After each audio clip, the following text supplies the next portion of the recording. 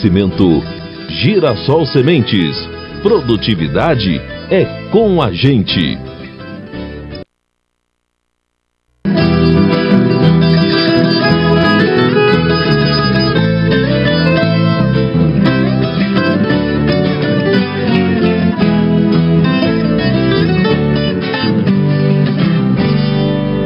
Muito bom dia, seja bem-vindo ao MT Rural, que começa falando de café, combustível para muita gente iniciar o dia, né, Devane? É isso mesmo. Um bom dia a todos. E tem gente que não sabe que Mato Grosso também produz café. São cerca de 20 mil hectares e a meta é ajudar a cultura a crescer. Pois é, e o Procafé, um programa de incentivo aos agricultores, pode ter um papel importante nesse processo. Os quase 30 mil pés de café da espécie arábica não floresceram e os galhos estão com poucos grãos, sinais de que as plantas não devem produzir bem. E justo nesta safra que o agricultor José Turati esperava ser cheia. Seu ninho que atrapalhou nós, né? Vocês estão vendo, a lavoura não tem colheita esse ano, né? É para estar em pleno vapor a colheita, aí não tem, vai ser uma cataçãozinha aí, né, dispersa, então, né? Foi o tempo seco que foi o tempo seco. O sol, né, a temperatura acima de 42, 43 graus. O ataque de pragas na propriedade dele, em Tangará da Serra, também prejudicou o desenvolvimento das plantas. Quando o ano é ruim de chuva, a praga mineira ela entra e ataca os cafezais. Isso também prejudicou? Isso também prejudica, porque derruba a folha, né? O café tem que ter folha para produzir. Mas essas dificuldades não desanimam o produtor. O seu José Turati está na expectativa de dias melhores para a produção depois que soube de um projeto desenvolvido pela Secretaria de Estado de Agricultura que pretende distribuir mudas de café provenientes de clones. Tangará da Serra está entre os 10 municípios do estado que vão participar do projeto Procafé MT, que vai beneficiar 50 produtores de cada cidade. Cada um deles vai receber 1.000 mudas de café. Além disso, terão ajuda com os insumos e a assistência de técnicos da Empaer. As mudas são da espécie Conilon e já estão sendo produzidas na região norte do estado, depois de um investimento de mais de R$1.200.000. A previsão é que elas sejam entregues aos produtores ainda este ano. O que nós precisamos aqui, né? Assistência técnica. E você pega um material produtivo, a expectativa é boa, né? Porque você sabe que você vai plantar, vai botar uma muda no chão, que ela tem qualidade. Porque não adianta nada você ter eficiência na lavoura, mas se você põe um material que ele não é compatível, que ele não é produtível. Pelo quilo do café arábica,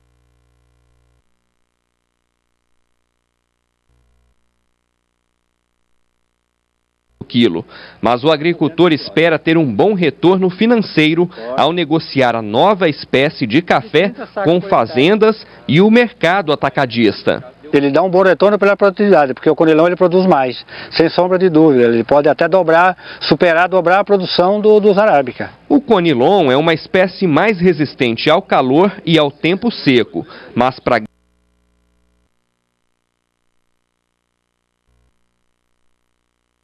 hoje em dia do café é a mão de obra. Se for bem manejado, se a cultura estiver bem nutricionalmente, ele tende a dar uma produtividade mais alta. Tem produtor que estiver colhendo 30 sacas por hectare, ele pode atingir na região de origem dessa cultivar até 60, 67 sacos por hectare eles têm registrado. A Secretaria de Agricultura de Tangará da Serra não tem um levantamento atualizado da área total de café do município e nem do número de produtores, mas informou que já tem mais de 20 inscritos no projeto.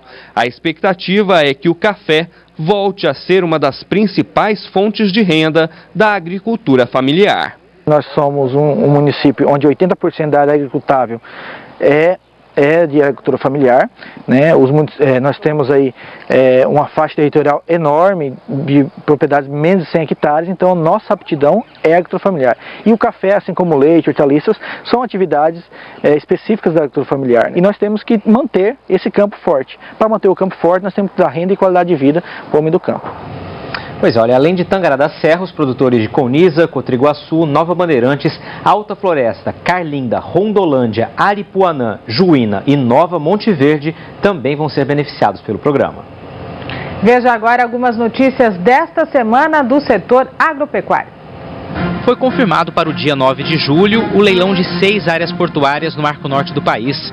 Ele deveria ter ocorrido no último dia 31, mas segundo a Agência Nacional de Transportes Aquaviários, falhas no sistema de informática do órgão deixaram sem resposta 48 pedidos de esclarecimentos sobre a licitação.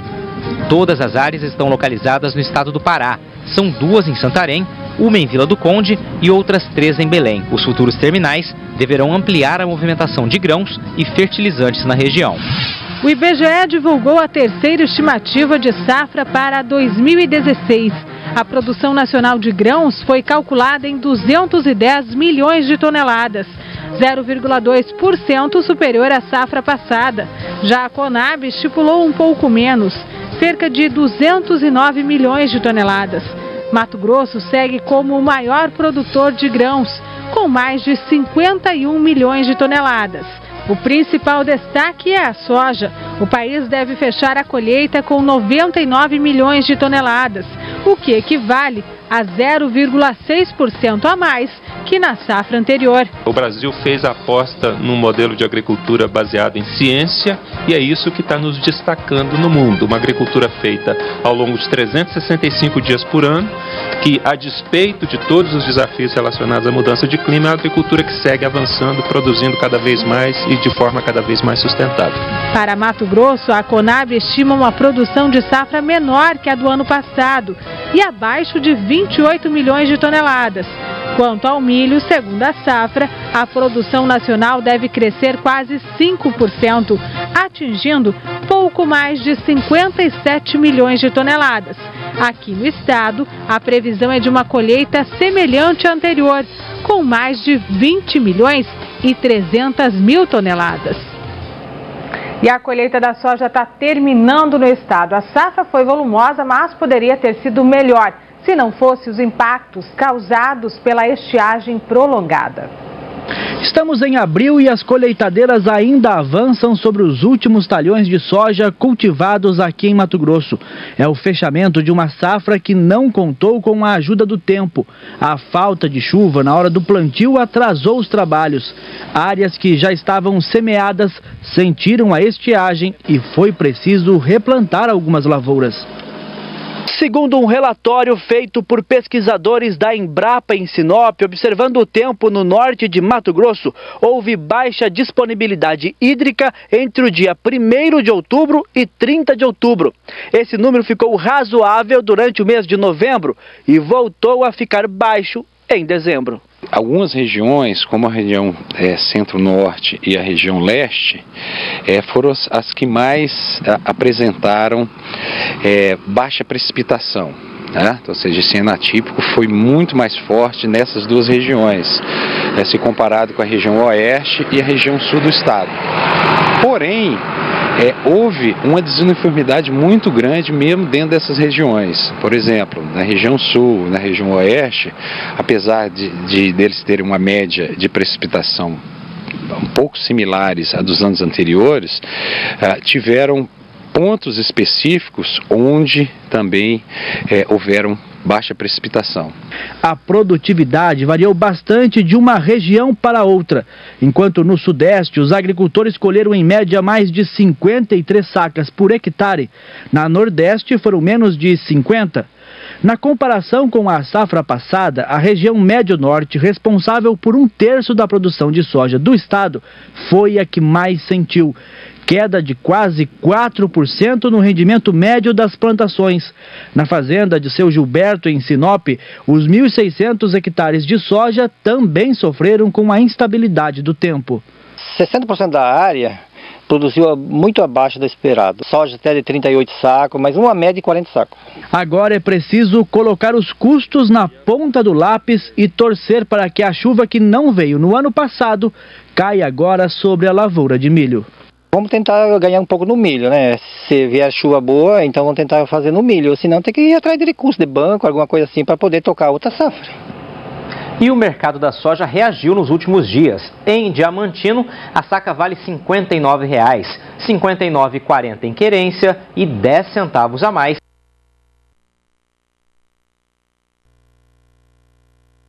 a cobrança de ICMS sobre a soja de Mato Grosso, que seguia para a industrialização em empresas do Paraná.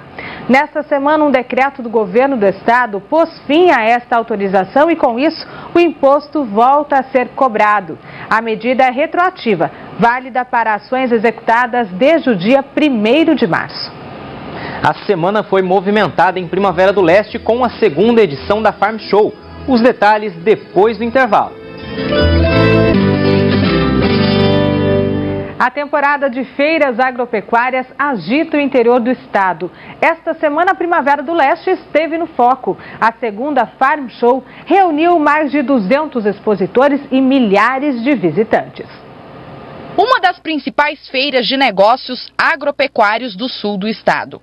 Com quase 20 mil visitantes em 4 dias, a Farm Show cumpriu o papel e os expositores aproveitaram. Esta empresa levou colheitadeiras, plantadeiras, apresentou um novo trator com mais tecnologia operacional e deu certo. O balanço das vendas não foi fechado, mas já passou dos 3 milhões de reais. Todo mundo que vem e que acaba fechando um negócio conosco ou acaba prorrogando por 1, 2, 3 dias, é muito em função se a chuva chega ou não chega. Acreditamos que a chuva venha e que todas as nossas previsões para essa feira sejam concretizadas. Ao todo foram 210 expositores e uma programação extensa de palestras. Um dos painéis discutiu formas de evitar problemas causados pela degradação do óleo diesel, o que pode diminuir os gastos com a manutenção e também a emissão de gases poluentes. Um dos temas que foi destaque na Farm Show foi a produção de mamona. De acordo com pesquisadores da Embrapa, Mato Grosso já é destaque no cenário nacional com a produção, já que o clima aqui no nosso estado é favorável para o seu desenvolvimento. Há 16 anos, o agrônomo Livio Soares pesquisa o desempenho de diferentes cultivares de mamona aqui no estado. Ele explica que um dos trunfos é o uso no combate aos nematóides. O custo de produção da mamona paga os custos e ainda sobra um lucro para o produtor, porque é um produto muito o óleo de mamona é muito valorizado na indústria química mundial. O lucro maior dela talvez seja o benefício que ela vai dar na cultura seguinte, porque o produtor está perdendo dinheiro com o nematóide quando ele planta algodão na cultura depois. Então, plantando antes mamona, ele vai reduzir os nematóides, então o algodão na safra seguinte vai produzir mais. Isso é um grande benefício econômico também para o produtor. Quem passou pelo parque também pôde conferir mais de 50 canteiros experimentais como este. Está bem convidativo para fazer algum tipo de negócio. Nós temos certeza que vai atingir os números que nós pretendíamos, em torno de 250 a 300 milhões de reais. A segunda Farm Show foi um sucesso. E começa hoje em Campo Novo do Parecis, a Parecis Superagro. Antes da abertura oficial dos portões, nossa equipe visitou o Parque de Exposições para antecipar alguns destaques. Um milharal mais produtivo, com variedades que prometem melhorar o rendimento da lavoura. Esta empresa quer estrear com o pé direito na Superagro. Nós acreditamos aí em torno de 1,5 milhão a 2 milhões de reais aí para essa feira aí. O mercado ele está cada vez buscando coisa nova, variedades boas, variedades que venham a incrementar a produtividade. Espalhados pelo parque, mais de 100 expositores que correram nos últimos dias para deixar tudo pronto. A vitrine é diversificada, vai dos campos demonstrativos ao maquinário de peso. Para a gente ter um contato mais próximo ao cliente, ele vê as novidades, a gente tenta apresentar toda a linha de produtos que a gente representa e para negócios futuros. A feira também estimula quem nem é do campo. Estes móveis foram produzidos por detentos da cadeia pública de Campo Novo. O valor arrecadado com as peças será repartido entre eles. Um reconhecimento de que eles têm, da gente estar conduzindo ele até as feiras em parceria com o Sindicato Rural, para poder ele estar expondo aí os artesanatos e os móveis em si, né? A previsão é de que 50 mil pessoas passem pelo parque nos 4 dias de Parecis Superagro. O evento está na 9ª edição e a expectativa para 2016 é fechar pelo menos 150 milhões de reais em negócios, 3 milhões a mais que o ano passado. A Parecis Superagro, ela vem nos últimos anos num crescimento constante, todo ano crescendo um pouquinho. E isso é importante para se fortalecer e esse ano não poderia ser diferente. Bom, olha, hoje à tarde tem leilão de gado e amanhã será aberta a programação de palestras e oficinas. E nos próximos dias tem mais eventos na área agropecuária. A Embrapa e o Sistema Famato Senar realizam mais um dia de campo sobre sistemas integrados de produção agropecuária. Será na próxima sexta, dia 15 de abril, na sede da Embrapa em Sinop, a partir das 7h30 da manhã. Entre os destaques estão tecnologias mais eficientes para a pulverização. A partir desta terça-feira tem mais uma rodada de visitas do projeto Acrimate em Ação, que leva informações técnicas sobre o setor da pecuária. De 12 a 14 de abril serão visitados municípios da região leste do estado: Vila Rica, Água Boa e Cocalinho. No dia 16, a comitiva estará em Barra do Garças e finaliza a rota em Rondonópolis, no dia 18. E abril tem mais mutirões rurais pelo estado. Nesta semana, a programação começa na terça-feira na comunidade Santo Afonso, em Arenápolis. Quarta será a vez dos moradores do Bojuí, em Diamantino. O mutirão rural oferece oficinas técnicas e atendimentos em diversas áreas, como saúde, com consultas médicas e odontológicas. No próximo bloco você vai descobrir como é feito o manejo destas jabuticabeiras aí, que fazem sucesso em Juscimeira. Continue com a gente.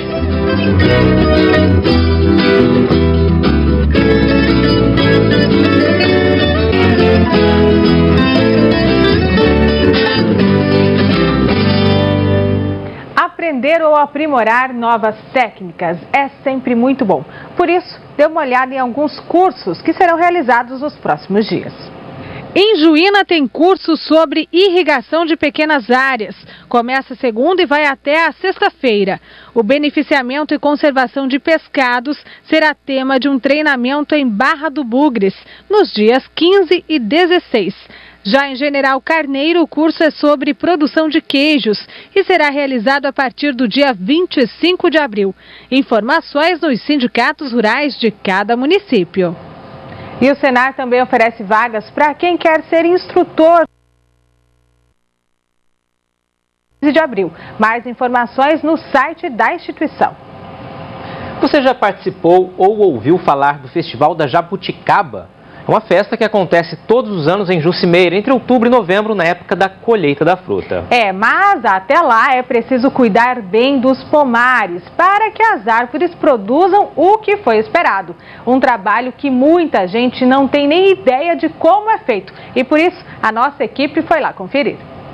Por enquanto, as jabuticabeiras não exibem charme nenhum, não estão floridas e nem carregadas. É que a colheita só ocorre em outubro, mas os cuidados na propriedade da Dona Neuza, que fica em Juscimeira, no sul do estado, já começaram. Ao todo, são 700 pés que foram plantados há décadas e hoje são heranças da família. O primeiro foi plantado em 1960. Foi quando meu sogro veio de São Paulo, de mudança para cá. E ele trouxe variedade de frutas. E a única que adaptou bem com o clima foi a jabuticabeira. Em 4 hectares de área plantada, 2 espécies foram cultivadas, a poema e a sabará. Esta última corresponde a 98% da produção. Como o negócio garante a rentabilidade da família, os cuidados tomados nos pomares ocorrem durante todo o ano. Uma maneira que a família encontrou para evitar a perda de rendimento na safra, que já fica comprometida quando as condições climáticas não ajudam. A última colheita atingiu 100 mil quilos do fruto, aproximadamente 10 mil quilos a menos que o de costume. Foi aflorada, foi muito bonita, floriu bem, mas aí veio a estiagem, E faltou chuva e ela não cresceu, ficou pequenininha. Esse ano estamos pedindo a Deus para o Senhor mandar chuva na hora certa. A adubação dos pés geralmente é feita 7 meses antes da colheita. Um trabalho mais puxado realizado pelo Rony, filho da Dona Neuza. Tudo é feito com orientação técnica da Empaer, a empresa mato-grossense de pesquisa, assistência e extensão rural. Com a orientação deles foi notável, muito grande a diferença de produção. Cada pé recebe em média 500 gramas de adubo simples. Mas os cuidados vão além da adubação. O Rony também é responsável pela retirada dos brotos que nascem no tronco das jabuticabeiras. Um trabalho importante, porque se não forem removidos, os ramos roubam nutrientes dos galhos principais que produzem.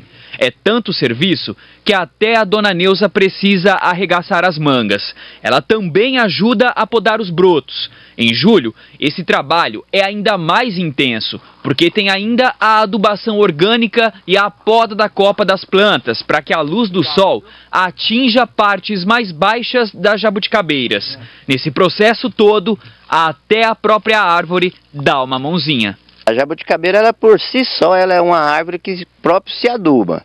Ela entra em dormência com o período agora do término da chuva, ela entra em dormência, ela vai soltar essa casca, o qual vai entrar em decomposição. Ela é nessa dormência, em setembro ela começa a cair as folhas com a primeira chuva. Com uma semana é trocada a folha, que a folha já cai em cima do próprio adubo que foi feito em março. Com uma semana ela já está com as folhas todas praticamente verdes. Dos 4 pomares de jabuticabeiras que existem na propriedade da dona Neuza, este aqui é o mais antigo. São 70 pés que foram plantados na década de 60. Cada um desses pés chega a produzir até 300 quilos da fruta. E por serem mais antigos, normalmente as jabuticabas que nascem aqui são mais graúdas, saborosas e adocicadas. É uma pena que não estamos na época da colheita. Pena porque não podemos apreciá-las, mas quando estão carregados, são esses pés que movimentam o Festival da Jabuticaba de Jucimeira, que ocorre todos os anos em novembro. Uma festa que ajuda na economia local e em 2016 completa 29 anos. Ele fica 20, 25 dias, né? A gente chega a um número de R$600 mil durante esse período, que é pessoas, são turistas, que a gente chama aquele turista nato, é aquela pessoa de outro município que deixa o seu dinheiro aqui. Então você pode, os mercados são movimentados, postos de gasolina, farmácia, padaria, hotel, pousadas de água quente. Se é assim, que esse tipo de agricultura familiar continue avançando gerações no sul do estado. No que depender da família, vontade para isso não vai faltar. Pretendem passar para as futuras gerações para que toquem isso aqui também? Sem dúvida, já temos filhos, temos netos e a intenção é que perpetue isso aí. É de dar água na boca, né? Nossa, deu vontade, hein? Vamos marcar de voltar lá em outubro e novembro, por aí. É isso aí, compromisso feito. O MT Rural de hoje fica por aqui. Uma semana produtiva a todos. Até o próximo domingo. Sucesso da porteira para dentro, força e fé da porteira para fora e vamos que vamos. Tchau!